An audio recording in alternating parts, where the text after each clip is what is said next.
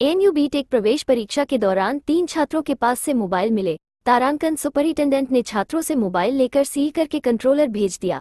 ANU प्रवेश परीक्षाओं में छात्रों के पास से मोबाइल मिल रहे हैं। हालांकि प्रशासन का कहना है कि इस बार हम लोग मेटल डिटेक्टर से छात्रों की चेकिंग कर रहे हैं। अलीगढ़ से प्रधान संवाददाता की रिपोर्ट।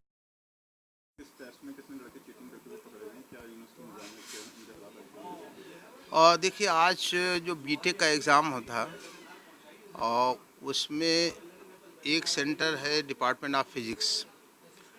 वहाँ पर एक लड़का पकड़ा गया, उसके पोजीशन से मोबाइल फ़ोन निकला है। और दूसरा एक लड़का है जो डिपार्टमेंट ऑफ कॉमर्स पे उसका सेंटर था, और वहाँ पर भी एग्ज़ामिनेशन के दौरान उसके पोजीशन से एक मोबाइल रिकवर हुआ है। और इसी तरीके से एक लड़का डिपार्टमेंट ऑफ मैथमेटिक्स पे उसका सेंटर था, और एग्ज़ामिनेशन के दौरान ही उससे भी एक मोबाइल बरामद हुआ है। तो इस तरीके से 3 लड़के अलग अलग 3 सेंटर पे एग्ज़ाम देने आए थे आज बीटेक का, और एग्ज़ाम के दौरान यानी एग्ज़ामिनेशन हॉल में उनके पास से 3 फ़ोन जो है अलग अलग तीनों के पास से एक एक फ़ोन बरामद हुआ है। जैसे ही ये फ़ोन बरामद हुआ, उसको सुपरिटेंडेंट ऑफ एग्ज़ामिनेशन ने अपने कब्ज़े में ले लिया, और उसके बाद में उसको सील करने के बाद में अपनी रिपोर्ट के साथ उसको कंट्रोलर ऑफिस भेज दिया। और जो कैंडिडेट्स हैं उनको प्रॉक्टर ऑफिस भेज दिया गया था। उनसे पूछ जांच करने के बाद में और उनका पूरा नाम पता एड्रेस लेने के बाद में फ़िलहाल लड़कों को रिलीज़ कर दिया गया है। अब आगे की जो कार्रवाई होगी वो ये है कि जो हमारे यहाँ एग्ज़ामिनेशन अनफेयर मीन से रिलेटेड जो 7 मेंबर्स की कमेटी है, उस कमेटी के सामने ये मैटर पूरा जाएगा।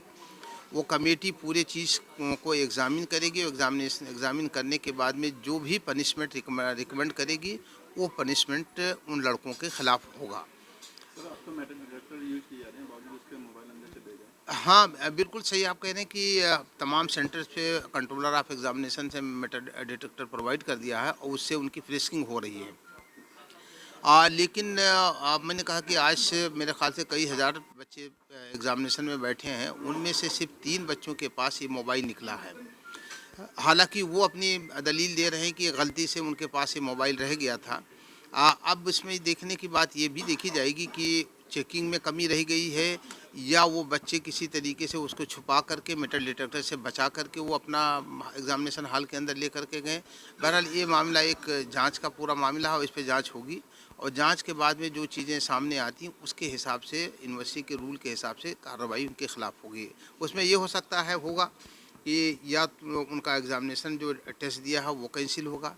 इसके अलावा भी उनके ख़िलाफ़ ये हो सकता है कि उनको आगे फ्यूचर एडमिशन से डिबार कर दिया जाए, 2 साल, 3 साल, 4 साल, 5 साल।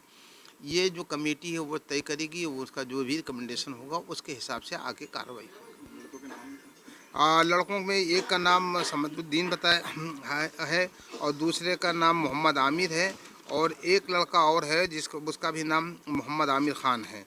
तो इस तरीके से 3 लड़के हैं, और तीनों लड़के अलग अलग सेंटर पे एग्ज़ाम देने के लिए आए थे, और उनके पास से ये फ़ोन मिला है।